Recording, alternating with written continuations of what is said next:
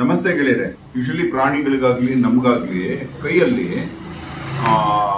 ಮಡ್ಚ್ಕೊಂಡು ಹೋಗ್ಬಿಟ್ಟಿರುತ್ತೆ.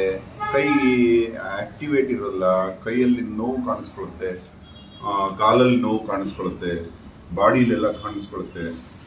ಅದಕ್ಕೆ ಗರ್ಭ ಸ್ಥಿತಿ ಕರೆಕ್ಷನ್ ಅಂತ ಒಂದು ಹೊಸ ನಿಮಗೆ ಅದು ಐಡಿಯಾ ಹೇಳಿಕೊಡ್ತೀನಿ. ಯಾರೇ ಆಗಲಿ, ಮಗು ಆಗಲಿ, ಯಾವುದೇ ಮಗು ಆಗಲಿ, ಸಡನ್ ಆಗಿ ಕೈ ಸ್ವಾಧೀನ ಕಳ್ಕೊಳ್ಳುತ್ತೆ. ತುಂಬಾ ಚೆನ್ನಾಗಿದೆ. ಅದಕ್ಕೆ ಇಲ್ಲಿ ಡಿಸ್ಲೊಕೇಟ್ ಆಗುತ್ತೆ, ಈ ಬಾಲ್ ಬಂದ್ಬಿಡುತ್ತೆ. ತುಂಬಾ ದೊಡ್ಡ ದೊಡ್ಡ ಪ್ಲೇಯರ್ಸ್ಗಿದೆ, ದೊಡ್ಡ ದೊಡ್ಡ ಆಕ್ಟರ್ಸ್ಗೂ ಇದು ಪ್ರಾಬ್ಲಮ್ ಇದೆ. ಅದನ್ನ ಸರ್ಜರಿ ಮಾಡಿಸ್ತಾರೆ. ಹಂಗೆ ಪ್ರಾಣಿಗಳು ಆಗಾಗ, ಇವಾಗ ನೋಡಿ, ಇದಕ್ಕೆ ಹಸು ಕಾಲಿಟ್ಬಿಟ್ಟು ಇದರ ಕಾಲ್ ಮೇಲೆ ಇದು ಕುಂಟ್ತಾ ಇದೆ ನಾಯಿ. ಇದಕ್ಕೆ ನಾವು ಏನ್ ಮಾಡ್ಬೇಕು? ಇದು ಫಸ್ಟ್ ಬೆಂಡಿಂಗು, ಇದು ಸೆಕೆಂಡ್ ಬೆಂಡಿಂಗು, ಇದು ಥರ್ಡ್ ಬೆಂಡಿಂಗ್. ಅಂದ್ರೆ ಈ ಮೂರು ಬೆಂಡಿಂಗ್ ಗರ್ಭದಲ್ಲಿ ಹೆಂಗಿರುತ್ತೆ ನಾಯಿ ಮರಿ, ತಾಯಿ ಗರ್ಭದಲ್ಲಿ ಹಿಂಗೆ ಬೆಂಡ್ ಮಾಡಿ ಹಿಂಗೆ ಇಟ್ಕೋಬೇಕು. ಸ್ವಲ್ಪ ಹೊತ್ತು ಹಿಂಗೆ ಎದೆಗೆ, ಹೃದಯಕ್ಕೆ ಅಟ್ಯಾಚ್ ಮಾಡಿ ಹಿಂಗೆ ಇಟ್ಕೋಬೇಕು. ಎಲ್ಲ ಬೆಂಡ್ ಆಗಿರ್ಬೇಕು, ಇದು ಬೆಂಡ್ ಆಗಿರ್ಬೇಕು. ಹಿಂಗೆ ಇಟ್ಕೊಂಡ್ರೆ ಅದು ಸೆಲ್ಫ್ ಕರೆಕ್ಷನ್ ಆಗುತ್ತೆ, ಆಟೋ ಕರೆಕ್ಷನ್ ಅಂತ. ನೋಡಿ, ಅದು ಸಮಾಧಾನ ಆಗ್ತದೆ. ಅದಕ್ಕೆ ಸಿಕ್ಕಾಪಟ್ಟೆ ಗಾಯ ಆಗಿದೆ, ಕುಂಟ್ತಾ ಇದೆ ನಾಯಿ. ಇವಾಗ ನಿಮ್ಗೆ ತೋರಿಸ್ತೀನಿ. ಇವಾಗ ಹಿಂಗೆ ಮ್ಯಾಕ್ಸಿಮಮ್ 5 ನಿಮಿಷ ಹಂಗೆ ಇಟ್ಕೊಂಡು ನೋಡಿ, ಅದು ಖುಷಿ ಪಡ್ತಾ ಇದೆ, ನೆಗ್ತಾ ಇದೆ. ಅದಕ್ಕೆ ಸಹಿಸ್ದಂಗಿದೆ ನೋವು. First bend, second bend, third bend. ಹಿಂಗೆ ಮನುಷ್ಯರಿಗೂ ಅಷ್ಟೇ. ಹಿಂಗೆ ಮಕ್ಕಳಿಗಾದಾಗ ಹಿಂಗೆ ಬೆಂಡ್ ಮಾಡಿ ಹಿಂಗೆ ಇಟ್ಕೊಂಡ್ಬಿಡ್ಬೇಕು. ಗರ್ಭದಲ್ಲಿ ಹೆಂಗಿರುತ್ತೆ ಮಗು ಹಂಗೆ. ಇದು ಗರ್ಭದಲ್ಲಿ ಇದ್ದ ಪರಿಸ್ಥಿತಿ ಇದೆ, ತಾಯಿ ಗರ್ಭದಲ್ಲಿ. ಇದು ಸೆಲ್ಫ್ ಆಟೋ ಕರೆಕ್ಷನ್. ನರಮಂಡಲ, ಅಸ್ಥಿಮಂಡಲ, ಮಾಂಸಮಂಡಲ, ರಕ್ತಮಂಡಲ, ಎಲ್ಲ ಮಜ್ಜ ಎಲ್ಲ ಅದರ ಜಾಗದಲ್ಲಿ ಅದು ಕುತ್ಕೊಂಡ್ಬಿಡುತ್ತೆ. ಅದು ಆಟೋಮೆಟಿಕ್ ಕರೆಕ್ಷನ್ ಆಗುತ್ತೆ. ನೋಡಿ, ಇವಾಗ ಸಾಕು. ಇವಾಗ ಇದನ್ನ ಬಿಡ್ತೀನಿ, ಅದು ಎಷ್ಟು ಚೆನ್ನಾಗಿ ನಡೆಯುತ್ತೆ ನೋಡಿ. ನಡಿಯ ಇವಾಗ ಕುಂಟೋದಿಲ್ಲ ಅದು. ನೋಡಿ, ಚಲೋ ಹೋಗಿ ಕರ್ಕೊಂಡೋಗೋದು.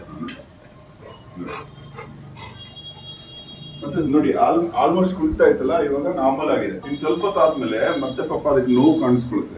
ಅವಾಗ ಇದೇ ಗರ್ಭ ಪರಿಸ್ಥಿತಿಯಲ್ಲಿ ನೋಡಿ, ಇದೇ ಗರ್ಭದ ಪರಿಸ್ಥಿತಿ.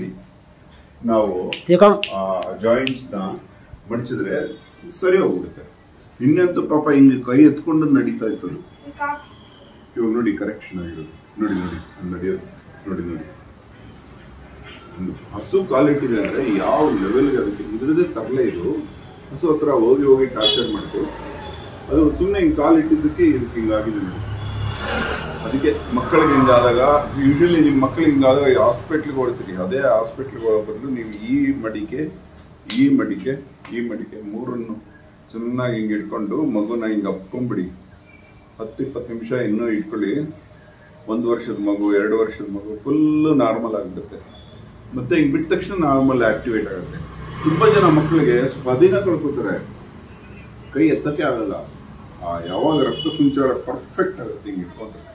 ಕಾಲು ಅಷ್ಟೇ, ಈ ಮಡಿಕೆ ಎಲ್ಲ ಪರ್ಫೆಕ್ಟ್. ಗರ್ಭದಲ್ಲಿ ಇಮ್ಯಾಜಿನ್ ಮಾಡ್ಕೊಳ್ಳಿ ಯಾವ್ಯಾವ ಪ್ರಾಣಿ ಯಾವ್ಯಾವ ಸ್ಥಿತಿಲಿ ಇರ್ಬೋದು ಅಂತ.